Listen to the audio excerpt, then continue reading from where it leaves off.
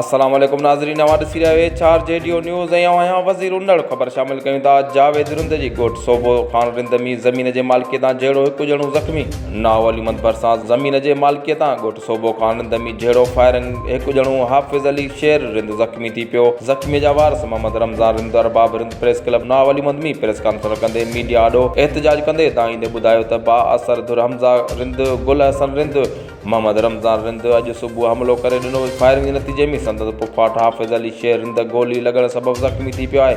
उन्हनि चयो त ज़मीन 7 एकड़ 10 गुंठ आहे, जंहिंजा खाता संदसि नाले ते थियल आहिनि, पर ॾाढ जे ज़ोर ते हमज़ा रिंद जी धुर ज़ुल्म करे वेठी आहे। जॾहिं त लोढ़नि खे बाहि ॾेई कूड़ा केस मथनि दाख़िल कया पिया वञनि। उन्हनि आला अख़्तर खां मुतालबो कयो साणनि इंसाफ़ कयो वञे, जवाबदार ख़िलाफ़ कार्रवाई करे केस दाख़िल कयो वञे। HR जेडियो न्यूज़ में फ़िलहालु एतिरो ई। वधीक ख़बर ऐं अपडेट्स लाइ ॾिसंदा रहो HR जेडियो न्यूज़।